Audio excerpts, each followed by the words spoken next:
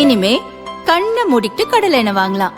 ஏன்னா மந்த்ரா கடலை எண்ணெய் இதயத்தின் தயாரிப்பு. வறுக்க பொரிக்க ஏன் எல்லா சமையலுக்கும் மந்த்ரா தான். மந்த்ரா கடலை எண்ணெய், அபார ருசி, ஆரோக்கியமான உடல் நலம். வணக்கம். செய்தி சுருக்கம்.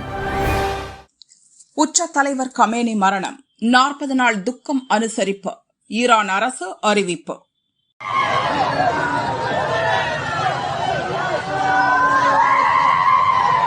ஈரானுக்கும் அமெரிக்கா இஸ்ரேலுக்கும் இடையே நீண்ட காலமாக பகை நிலவி வருகிறது. இஸ்ரேல் உள்ளிட்ட நாடுகளை அச்சுறுத்த ஈரான் அணு ஆயுத தயாரிப்பில் ஈடுபட்டு வருவதாகவும் அமெரிக்கா குற்றம் சாட்டி வந்தது. இந்நிலையில் ஈரான் மீது அமெரிக்கா இஸ்ரேல் கூட்டுப்படைகள் இணைந்து திடீர் தாக்குதலை நேற்று நடத்தின. தலைநகர் தஹ்ரானில் ஈரானின் உச்ச தலைவர் அயத்துல்லா அலி கமேனியின் மாளிகை, அதிபர் மசூத் பெசஷ்கியான் அலுவலகங்கள், ராணுவ தலைமையகம், அணுசக்தி மற்றும் பாதுகாப்புத்துறை அலுவலகங்கள் குறிவைக்கப்பட்டு ஏவுகணைகள் வீசப்பட்டன.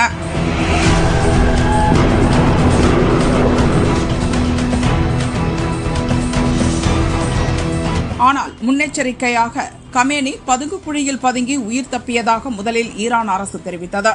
இஸ்ரேல் மற்றும் அமெரிக்க படைகளின் தாக்குதலுக்கு உடனடியாக ஈரானும் பதில் தாக்குதல் நடத்தியது. இஸ்ரேலில் ஏவுகணை தாக்குதல் நடத்திய ஈரான், பஹ்ரைன், குவைத், கத்தார், ஜோர்டானில் உள்ள அமெரிக்க ராணுவ தளங்களை குறிவைத்து குண்டுமழை பொழிந்தது. இதனால் வளைகுடா பிராந்தியத்தில் பெரும் போர் பதற்றம் ஏற்பட்டுள்ளது. இதனிடையே தஹ்ரானில் உள்ள கமேனி அலுவலகத்தை குறிவைத்து வான்வழி தாக்குதல் நடத்தப்பட்டது. இதில் கமேனி இறந்துவிட்டதாக அமெரிக்க அதிபர் டிரம்ப் அறிவித்தார்.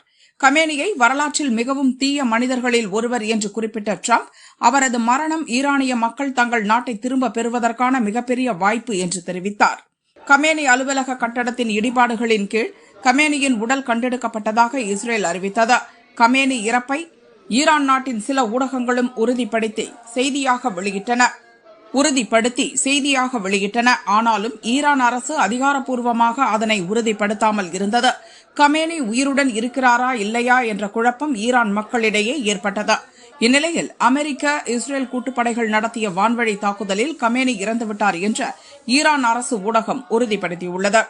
தாக்குதலில் கமேனியின் மகள், மருமகள் மற்றும் பேத்தியும் இறந்துவிட்டதாக ஈரான் அரசு ஊடகம் தெரிவித்துள்ளது. கமேனியின் மரணத்தை அடுத்து அரசு சார்பில் 40 நாட்களுக்கு துக்கம் அனுசரிக்கப்படும் என்றும் 7 நாட்களுக்கு நாடு தழுவிய பொது விடுமுறை அறிவிக்கப்படுவதாகவும் ஈரான் அரசு தெரிவித்துள்ளது. வான்வழியை மூடிய ஈரான், சென்னை ஏர்போர்ட்டில் பயணிகள் தவிப்பு. ஈரான் மீது இஸ்ரேல் மற்றும் அமெரிக்கா படைகள் திடீர் தாக்குதலை தொடங்கின. பதிலுக்கு ஈரான் வளைகுடா நாடுகளில் அமெரிக்க ஏவுதளங்கள் இருக்கும் பகுதிகளை குறிவைத்து தாக்குதல் நடத்தியது. இதையடுத்து மத்திய கிழக்கு பகுதியில் பெரும் பதற்ற நிலை ஏற்பட்டுள்ளது. ஈரான் உள்ளிட்ட சில நாடுகள் தங்களுடைய வான்வழி பகுதிகளை மூடிவிட்டது. இதனால் மத்திய கிழக்கு பகுதிகளில் விமான சேவைகள் முற்றிலும் பாதிக்கப்பட்டுள்ளன. இந்த நிலையில் சென்னை விமான நிலையத்தில் நேற்று மாலையில் இருந்து நள்ளிரவு வரை துபாய், அபுதாபி, பஹ்ரைன், மஸ்கட் என இயக்கப்படும் 16 விமானங்கள் ரத்து செய்யப்பட்டன. அதேபோல் இன்று அதிகாலையில் இருந்து மதியம் வரை இயக்கப்படும் 12 விமானங்களும் ரத்து செய்யப்பட்டன. இதற்கிடையே விமான ரத்து எண்ணிக்கை மேலும் அதிகரிக்க வாய்ப்புகள் உள்ளதாக விமான நிலைய அதிகாரிகள் கூறுகின்றனர்.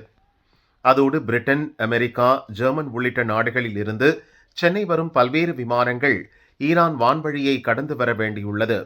அந்த வான்வழி மூடப்பட்டுள்ளதால் மாற்றுப்பாதைகளில் சுற்றி வருகிறது. இதனால் விமானங்கள் சென்னைக்கு வந்துவிட்டு மீண்டும் புறப்பட்டு செல்வதற்கு பல மணி நேரம் தாமதமாகிறது. இதனால் சென்னை விமான நிலையத்தில் திட்டமிட்ட பயணத்தை தொடர முடியாமல் பல்வேறு நாட்டினர் அவதியடைந்து வருகின்றனர். விமான பயணத்தை மேற்கொள்ள இருப்பவர்கள் நிறுவனங்களை தொடர்பு கொண்டு தங்களது பயணத்தை முடிவு செய்யுமாறு அறிவுறுத்தப்பட்டுள்ளனர். இந்நிலையில் சென்னை விமான நிலையத்தில் சிக்கிய ஹங்கேரி பயணி ஒருவர் பல மணி நேரம் தவித்து வருவதாக தெரிவித்தார். என் பேர் வெங்கட். நான் கோயம்புத்தூர்ல இருந்து வந்திருக்கேன். ஸோ ஃப்ளைட் புக் பண்ணது பார்த்தீங்கன்னா என்னோட ஒய்ஃப்காக நான் புக் பண்ணியிருக்கேன். அவங்க பேர் சரண்யா. ஸோ அவங்க ஃப்ளைட்காக தான் நாங்கள் புக் பண்ணியிருக்கோம். இப்போ டேட் பார்த்தீங்கன்னா 28. இவங்க ஒர்க்ல ஜாயின் பண்ண டேட் மார்ச் 1ஆம் தேதி. ஸோ ஃப்ளைட் அதுக்கேற்ற மாதிரி தான் நாங்கள் ஷெட்யூல் பண்ணி 1 மந்த் வெக்கேஷனுக்காக வந்திருக்கோம். பட் ஆனால் இப்போ பார்த்தீங்கன்னா ரொம்ப கையோசா இருக்குது சிச்சுவேஷனு, ரொம்ப பேடா இருக்குது. என்னன்னு பார்த்து எத்தியாட் கிட்ட நாங்கள் புக் பண்ண ஃப்ளைட் எத்தியாடு. ஸோ எத்தியாட் கிட்ட நாங்கள் பேசும்போது ஸோ அவங்க என்ன சொல்றாங்க அப்படின்னா, ஏர்ஸ்பேஸ் சிச்சுவேஷனுக்காக க்ளோஸ்னால இதை நாங்கள் ஃபுல்லாக இன்னைக்கு கேன்சல் பண்ணிட்டோம். பட் ஆனால் அந்த கேன்சலேஷனோட தகவல் வந்து எங்களுக்கு எப்போ வந்துச்சுன்னா ஜஸ்ட் 2 hours பேக். நாங்கள் புக் பண்ண ஃபிளைட் வந்து கிட்டத்தட்ட 3 months முன்னாடியே நாங்கள் புக் பண்ணிட்டோம். ஆனால் இந்த ஒரு சின்ன ஒரு விஷயத்துக்காக கேன்சலேஷன் மட்டும் ரொம்ப குவிக்கா கொடுத்துருக்காங்க. எங்களுக்கு ஒரு ப்ரீ பிளான்ட்டுக்கு இல்லை. ஸோ இது அவங்க இன்னும் அட்வான்ஸ்டா இருக்கிற எவ்வளவு டெக்னாலஜியா யூஸ் பண்றாங்க. கண்டிப்பா அவங்க வந்து இதுக்கு ஒரு அட்வான்ஸா ஒரு 1 week ப்ரியாரா சொன்னாங்க அப்படின்னா இட் வுட் பி மச் ஹெல்ப்ஃபுல்லா இருந்திருக்கும் எங்களுக்கு. அடுத்து என்ன ஸ்கெடியூல்ஸ் நாங்கள் பார்த்துருப்போம், ஆல்டர்னேட் ஃபிளைட் பார்த்துருப்போம், இல்லைன்னா இதை கேன்சல் பண்ணிருப்போம். ஏன்னா இது ஒரு ரீசன் வச்சு நாங்கள் ஆல்டர்னேட் ஃபிளைட் போனோம்னா இப்போ கண்டிப்பா வந்து பீக் சீசனா அமௌண்ட் நிறைய ஜாஸ்தி பண்ணுவாங்க, கண்டிப்பா இருக்கும். ஸோ இந்த ஒரு சுச்சுவேஷன் ஓகே, நான் கோயம்புத்தூர்ல இருந்து வந்ததுனால ஓகே ஃபைன், இங்க இருந்து ஒரு 500 kilometers பேக் டு ஹோமா இல்லை இங்க ஏதோ ஹோட்டலுக்கு தான் புக் பண்ணிடுவோம். ஆனா இதுக்கு மேல கண்ட்ரி விட்டு கண்ட்ரிலாம் வந்திருக்காங்க, மறுபடியும் அவங்க இன்ட்ரான்சிட் ஆகி வேற ஒரு கண்ட்ரிக்கு எப்படி போவாங்கன்னு எனக்கு தெரியல. அவங்களுக்கு புக் பண்ற ஒரு அகாமடேஷனோ ஃபுட்டோ இதெல்லாம் எப்படி வந்து ஏர்லைன்ஸ்காரங்க வந்து மேனேஜ் பண்ண போறாங்கன்னு தெரியல. On the whole end of the story எப்படின்னு பாத்தீங்கன்னா இது ஒரு ப்ரீ பிளான்டா கொண்டு வந்திருக்கலாம். இது வந்து ரொம்ப நெக் ஆஃப் த மூமெண்ட்ல வந்து கேன்சலேஷன் சொன்னதுனால நீங்க என்ன பண்றதுன்னு தெரியாம ஒரு 100-200 பீப்புள் இங்க வந்து என்ன திக்முக் தெரியாம சுத்திட்டு இருக்காங்க. ஸோ இதான் கரண்ட் சிச்சுவேஷன். புதுச்சேரிக்கு மாநில அந்தஸ்து வேணும். புதுச்சேரியில் நடந்த பிரம்மாண்ட பொதுக்கூட்டத்தில் பிரதமர் மோடி பங்கேற்றார். புதுச்சேரியின் வளர்ச்சிக்காக 2700 கோடிக்கும் அதிக மதிப்பிலான பல்வேறு புதிய திட்டங்களுக்கு அவர் அடிக்கல் நாட்டினார். முடிவுற்ற திட்டங்களை தொடங்கி வைத்தார். அப்போது விழாவில் பேசிய புதுச்சேரி முதல்வர் ரங்கசாமி, புதுச்சேரிக்கு மாநில அந்தஸ்து வேண்டும் என பிரதமர் மோடி முன்பே கோரிக்கை வைத்தார். எங்களிடம் ஒரு சிறிய கோரிக்கை உண்டு, சிறிய ஒரு வலி உண்டு, வருத்தம் உண்டு. எத்தனை திட்டங்களை கொண்டு வந்து இங்கே செயலாற்றினாலும் ஒரு மாநில அந்தஸ்து, ஒரு தனி அதிகாரம் தேர்ந்தெடுக்கப்பட்ட அரசுக்கு இருக்க வேண்டும் என்பது எங்களுடைய கோரிக்கையாகும். பல ஆண்டுகளாக எங்களுடைய அரசானது புதுச்சேரி மக்கள் விரும்பியவாறு மாநில அந்தஸ்து வேண்டும் என்பதை வலியுறுத்தி வருகின்றார்கள். சட்டமன்றத்தில் தீர்மானமாக இயற்றி சுமார் 13 முறை மத்திய அரசுக்கு அனுப்பி வைக்கப்பட்டிருக்கின்றது.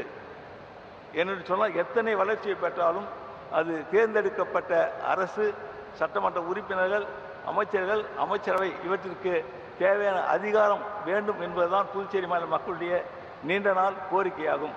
அதனால் நம்முடைய பாரத பிரதமர் அவர்கள் இந்த ஒரு கோரிக்கையை ஏற்று எங்கள் மாநிலத்திற்கு அதனை செய்து கொடுப்பார்கள் என்று தாழ்மையோடு கேட்டு நம்முடைய பாரத பிரதமர் அவர்களுக்கு என்னுடைய மனமார்ந்த நன்றியை கூறி, மக்கள் பணியாற்றுவதே கடமை. ஸ்டாலின் பிறந்த நாள் உறுதிமொழி. 73வது பிறந்த நாளையொட்டி முதல்வர் ஸ்டாலின் வெளியிட்டுள்ள பதிவில் கூறியிருப்பதாவது: தமிழும் தமிழகமும் நம் உயிர், அவற்றை காப்பது நம் கடமை. உழைப்பை தவிர வேறொன்று அறியேன் என சொல்லி இளமை முதல் 73 வயது காணும் இந்நாள் வரையில் நாட்டுக்கும் நாட்டு மக்களுக்கும் பணியாற்றுவதே என் வாழ்நாள் கடமை என செயலாற்றி வருகிறேன். தமிழும் தமிழகமும் தலைநிமிர்ந்த வரலாற்றில் நான் சிறு தொண்டனாய் இருந்தாலும் கிடைக்கின்ற வாய்ப்புகளில் எல்லாம் பெருந்தொண்டாற்றிடவே நினைக்கிறேன். கோடிக்கணக்கான தமிழக மக்கள் உள்ளத்திலும் இல்லத்திலும் திராவிட மாடல் ஆட்சியின் திட்டங்கள் போய் சேர்ந்துள்ளன. தமிழினத்தின் லட்சிய பயணத்தில் நம் கால்கள் பாதை மாறக்கூடாது. நம் தலை யாரிடமும் எதற்காகவும் தாழக்கூடாது. சூழ்ந்து வரும் சூழ்ச்சிகளை அறிவு திறத்தால் நாம் அனைவரும் ஒன்றிணைந்து முறியடித்திட வேண்டும். இதுவே என் பிறந்த நாள் உறுதிமொழி என்று ஸ்டாலின் கூறியுள்ளார். இங்கு அடிச்சா அங்க வலிக்கும். துபாயை தாக்கிய ஈரான், காரணம் என்ன? ஈரான் மீது அமெரிக்காவும் இஸ்ரேலும் இணைந்து தாக்குதல் நடத்தின. இதற்கு பதிலடி கொடுக்கும் விதமாக ஈரான் மத்திய கிழக்கு நாடுகள் முழுவதும் ஏவுகணை தாக்குதல் நடத்தியது. குறிப்பாக பஹ்ரைன், கத்தார், குவைத், ஐக்கிய அரபு எமிரேட்ஸ் மற்றும் சவுதி அரேபியாவில் தாக்குதல் நடத்தியது. துபாயின் பல இடங்களை குறிவைத்து ஏவுகணை மற்றும் ட்ரோன் தாக்குதல் நடத்தப்பட்டது. ஃபேர்மான் தி பாம் ஹோட்டல், துபாய் சர்வதேச விமான நிலையம், புர்ஜ் அல் அரப், ஜபல் அலி துறைமுகம் ஆகிய இடங்கள் தாக்குதலுக்கு உள்ளாக்கின. பெரும்பாலான இடங்களில் வானிலேயே ட்ரோன்கள் மற்றும் ஏவுகணைகள் இடைமறித்து அழிக்கப்பட்டதாக ஐக்கிய அரபு எமிரேட்ஸ் பாதுகாப்புத்துறை அமைச்சகம் தெரிவித்துள்ளது. இந்த தாக்குதலால் பலருக்கு காயங்களும் சிறிய அளவில் சேதங்களும் ஏற்பட்டுள்ளன. துபாயில் உள்ள ஃபேர்மன் தி பாம் ஹோட்டலில் ஏவுகணை தாக்குதலால் ஏற்பட்ட தீ விபத்தால் அப்பகுதியே புகை மண்டலமாக காட்சியளித்தது. பாம் ஜுமேரா பகுதியில் உள்ள ஒரு ஹோட்டலில் ஏற்பட்ட தீ விபத்தில் 4 பேர் காயமடைந்தனர் என அதிகாரிகள் தெரிவித்தனர். தாக்குதலில் துபாய் சர்வதேச விமான நிலையத்திலும் சேதம் ஏற்பட்டுள்ளது. செல்வ வளம் மிகுந்த துபாய் நகரம் மேற்குலக நாடுகளுடன் போட்டியிட்டு உலகின் முன்னணி நகரங்களில் ஒன்றாக மிளிர்கிறது. தொழில், வர்த்தகம், சுற்றுலா, நிதிச் சேவை, ரியல் எஸ்டேட் என அனைத்திலும் முன்னிலையில் இருக்கிறது. உலகின் அனைத்து முன்னணி நிறுவனங்களும் துபாயில் அலுவலகம் வைத்திருப்பதை பெருமையாக கருதுகின்றன. அந்த அளவுக்கு சர்வதேச முக்கியத்துவம் வாய்ந்த நகராக துபாய் உள்ளது. அங்கு வசிக்கும் 40 லட்சம் பேரில் 92% வெளிநாட்டினர், குறிப்பாக ஆசிய, ஐரோப்பிய நாடுகளைச் சேர்ந்தவர்கள். துபாய் மீது தாக்குதல் நடத்தும் பட்சத்தில் போரை நிறுத்த பல்வேறு நாடுகள் வலியுறுத்தும். அமெரிக்கா, இஸ்ரேலுக்கு கடுமையான அழுத்தம் வரக்கூடும் என்பதால் ஈரான் இதை செய்வதாக ஆய்வாளர்கள் கூறுகின்றனர். 2 நாளில் 7000 ரூபாய் அதிகரிப்பு, பெண்களை அதிர வைத்த தங்கம். சர்வதேச காரணங்களால் கடந்த பிப்ரவரி மாதம் தங்கம் விலை ஏற்ற இறக்கத்துடன் காணப்பட்டது. தமிழகத்தில் நேற்று முன்தினம் ஆபரண தங்கம் கிராம் 14,900 ரூபாய்க்கும் சவரன் 1,19,200 ரூபாய்க்கும் விற்பனையானது. நேற்று யாரும் எதிர்பார்க்காத விதமாக தங்கம் விலை அதிரடியாக உயர்ந்தது.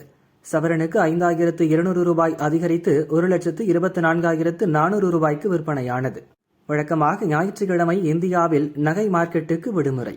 ஆனால் ஈரானில் அமெரிக்கா, இஸ்ரேல் இணைந்து தாக்குதல் நடத்தியதன் எதிரொலியாக விடுமுறை தினமான இன்றும் தங்கம் விலை உயர்வை சந்தித்தது.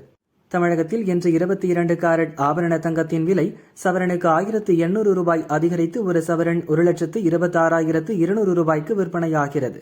கிராமுக்கு 225 ரூபாய் அதிகரித்து 1 கிராம் தங்கம் 15,775 ரூபாய்க்கு விற்பனை செய்யப்படுகிறது.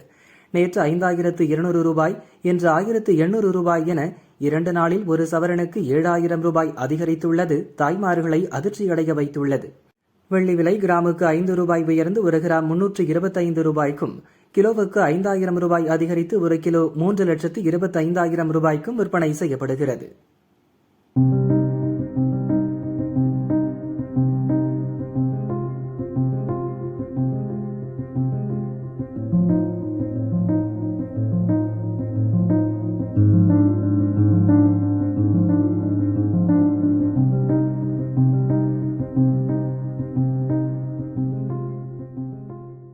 ஆப்கான் தலிபானுடன் மல்லு கட்டும் பாகிஸ்தான், 500 பேர் பலி. ஆப்கானிஸ்தானில் கடந்த 2021 அமெரிக்க படைகள் வெளியேறிய பிறகு தலிபான்கள் ஆட்சியை பிடித்தனர். அதன் பிறகே டிடிபி எனப்படும் தெரிக்கி தலிபான் பாகிஸ்தான் அமைப்பைச் சேர்ந்த பயங்கரவாதிகள் தலை தூக்க துவங்கியதாக பாகிஸ்தான் குற்றம் சாட்டி வருகிறது. டிடிபி பயங்கரவாதிகளுக்கு எதிராக ஆபரேஷன் கசப்லில் ஹக் என்ற பெயரில் ஆப்கானின் காபூல், கந்தகார், பக்டியா, நங்கர்ஹார், ஜலாலாபாத் உள்ளிட்ட நகரங்கள் மீது பாகிஸ்தான் ராணுவம் வான்வழி தாக்குதல் நடத்தியது. இதில் பெண்கள், குழந்தைகள் உட்பட அப்பாவி பொதுமக்கள் 18 பேர் இறந்தனர். இதற்கு பதிலடி கொடுக்கும் விதமாக தலிபான் படைகள் பாகிஸ்தான் எல்லை பகுதியில் 53 இடங்களில் ஒரே நேரத்தில் தாக்குதல் நடத்தியது. இதில் பாகிஸ்தான் வீரர்கள் 55 பேர் கொல்லப்பட்டதாகவும் அந்நாட்டின் ராணுவ முகாம்கள் தங்கள் கட்டுப்பாட்டுக்குள் கொண்டுவரப்பட்டுள்ளதாகவும் தலிபான்கள் அறிவித்தனர். இதையடுத்து ஆப்கானிஸ்தான் மீது பகிரங்க போர் என்ற நிலை வந்துவிட்டதாக பாகிஸ்தான் ராணுவ அமைச்சர் கவாஜா ஆசிப் அறிவித்தார்.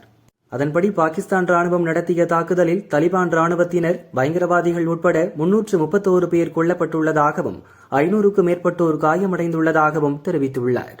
மேலும் 104 ஆப்கான் ராணுவ சோதனை சாவடிகள், 163 டாங்கிகள் மற்றும் கவச வாகனங்கள் அழிக்கப்பட்டுள்ளதாகவும் 37 இடங்களில் வான் தாக்குதல்கள் நடத்தப்பட்டுள்ளதாகவும் பாகிஸ்தான் ராணுவம் கூறியுள்ளது. தலிபான்கள் மீதான தாக்குதலை கண்டித்து டிடிபி பயங்கரவாதிகள் பாகிஸ்தானின் கைபர் பக்துன்குவா மாகாணத்தில் புதிய பழிவாங்கல் நடவடிக்கையை துவங்கியுள்ளனர்.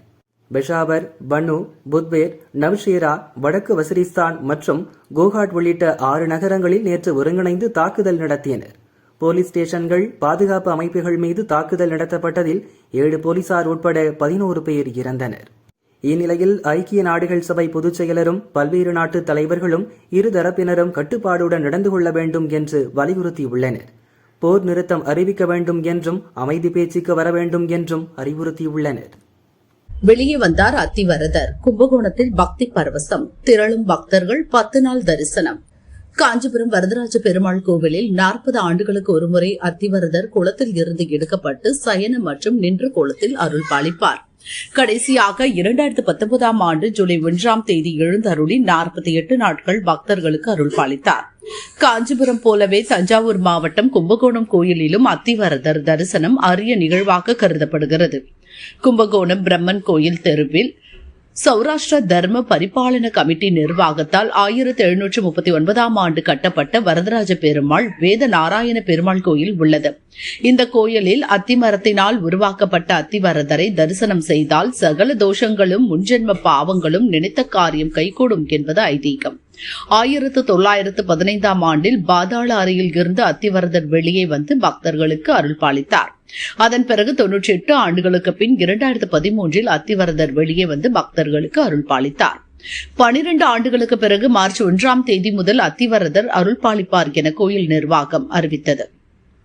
அதற்காக நேற்று இரவு 1.5 அடி உயரம் கொண்ட அத்திமரத்தால் செய்யப்பட்ட அத்திவரதர் பாதாள அறையில் இருந்து எடுத்து வரப்பட்டு தைலக்காப்பு அலங்காரம் செய்து சிறப்பு தீபாராதனை காண்பிக்கப்பட்டு கோயில் மண்டபத்தில் வைக்கப்பட்டது. இன்று காலை 8 மணி முதல் அத்திவரதர் ஸ்ரீதேவி பூதேவி தாயார்களுடன் பக்தர்களுக்கு காட்சியளித்து வருகிறார். அத்திவரதரை தரிசிக்க தமிழகத்தின் பல்வேறு பகுதிகளில் இருந்து கும்பகோணத்திற்கு வந்த பக்தர்கள் நீண்ட வரிசையில் நின்று சாமி தரிசனம் செய்து வருகின்றனர். தமிழகம் மட்டுமின்றி வெளி மாநிலங்களில் இருந்தும் பக்தர்கள் கும்பகோணத்திற்கு வர துவங்கியுள்ளனர். வரும் 10ஆம் தேதி வரை தினமும் காலை 8 மணி முதல் மதியம் 12 மணி வரையும், மாலை 5 மணி முதல் இரவு 8:30 மணி வரையும் அத்திவரதர் அருள் பாலிப்பார். விழா நாட்களில் தைலக்காப்பு, புஷ்ப சேவை, ஊஞ்சல் சேவை ஆகியவை நடக்கும் என சௌராஷ்டிர தர்ம பரிபாலன கமிட்டி நிர்வாகிகள் தெரிவித்துள்ளனர்.